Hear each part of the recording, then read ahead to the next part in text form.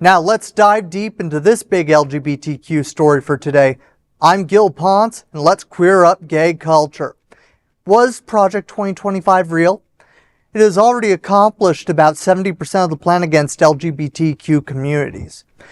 President Trump has recently checked off nearly 70% of the anti-LGBTQ plus policy goals outlined in Project 2025, the far-right blueprint for a second term created by the Christian nationalist think tank, the Heritage Foundation. The project, according to the website, Project 2025 Tracker, which calls itself a comprehensive community-driven initiative monitoring these proposals. Of the blueprint's 18 queer-related goals, the tracker lists 11 as completed, 3 is in progress, and 4 is not started. Many so-called completed projects have targeted gender-affirming healthcare, erased LGBTQ inclusive language from federal rules, and reinterpreted anti-discrimination laws to exclude trans and non-binary people. Most were enacted through Trump's executive orders, meaning a future president could reverse them. Few became law through Congress.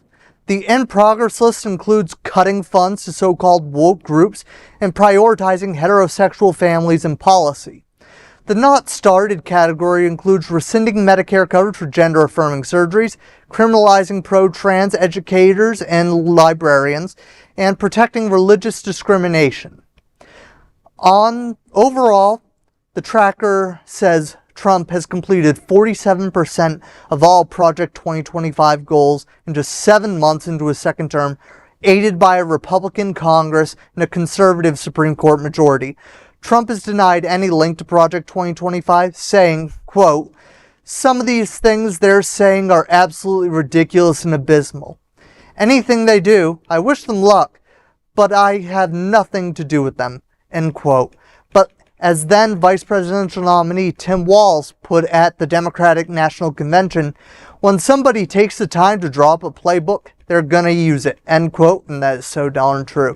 For the queer community, the question isn't if Project 2025 is real, but how much more of it will become reality.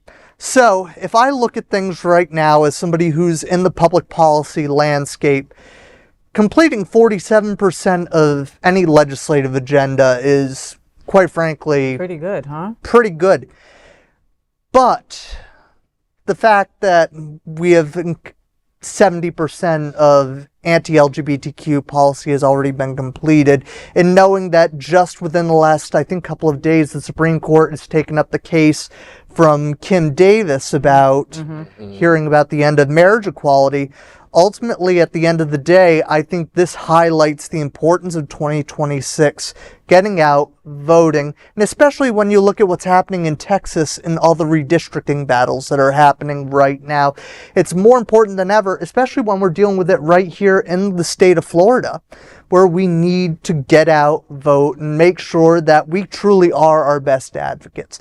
Where, quite frankly, make sure that one, I hope that we have competitive primaries. I think that the best thing for queer candidates, queer causes, for a healthy, competitive Democratic primary to make sure that we're actually putting forward the right candidates that are going to be able to espouse the right messages. I feel very hopeful about David Jolly and his campaign for governor.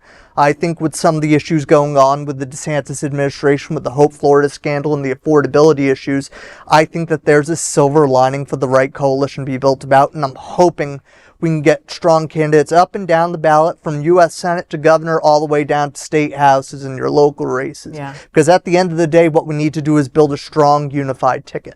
Yeah, and midterm elections will be here before you know it. Oh, yeah. I mean, literally, Dino, what are you thinking, babe? I mean, I think this is... You remember when it was brought to Trump's attention about Project 2025, right. And he's like, oh, I got nothing with that. I'm not a part of none of that. And here we are. Here we are. A very short 7-8 months later, and he's already gotten, so much done from this Project 2025. Are we surprised? I mean, I think that if anything, one of the biggest accomplishments of Donald Trump has been appointing 3 members of the Supreme Court. And this is why he's gotten a lot of these across, done. Yeah. I mean, if anything, he was very successful at that. And that's going to be his legacy Yeah. for years to come, unfortunately for us. I mean, it's a lot of these things that he's getting away with, and it's because all these people are there, and he makes sure, Ruth Bader Ginsburg, rest in peace. Mama.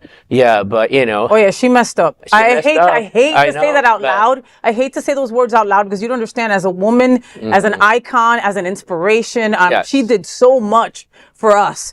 But she should have stepped down when she had the opportunity right. and got one of our own in there. Exactly right, and we wouldn't. I mean, it will be We'd more still be- balanced. yes. It's still a little, but less than. Yeah. And a lot of these things that we're seeing today is because they are rubber stamping everything he just. And this goes back to 2015, back when the Republicans, i.e. Darth Vader, decided to deny Obama the chance to have Merrick Garland That's join right. the Supreme Court. Wow. So at the end of the day, and then we track it back to, butter emails, but we're already seeing the destruction of LGBTQ communities, and we're seeing so much destruction of the institutions inside of our country, in no part and thanks to the big disastrous betrayal bill that came out of this Congress and was signed by the president.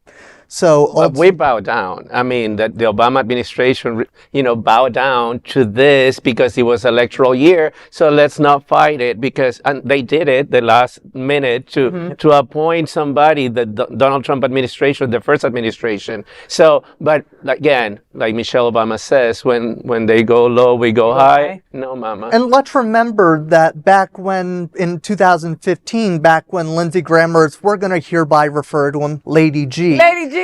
There basically said, we're not going to take up the tradition of nominations when he was the head of the Senate Judiciary Committee.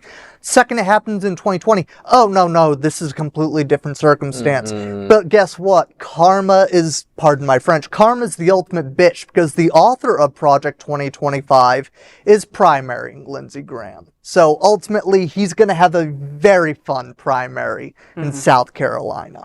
Well, folks, honestly, let's be clear. Project 2025 is not a conspiracy theory. It's a freaking playbook, and we all know it at this table. And nearly 3/4 of it is anti-LGBTQ goals, and they're already reality for a lot of our siblings. So most came through executive orders, which means they can be reversed, but only if we have the political will, like Gil said. The danger isn't in wondering if it's real. It's in underestimating how fast it's going to get to you or to us. He's not even 14% into his term, for 13.89% to be exact. So I guess it's just a reminder that we have a lot of work to do and we can't, let it slip by us. Yeah, for nothing. South Park, make more episodes. Hello. That is the big LGBTQ story for today. There is no other queer nonprofit media platform like this in the entire world. Support our LGBTQ stories by subscribing and sharing Queer News Tonight.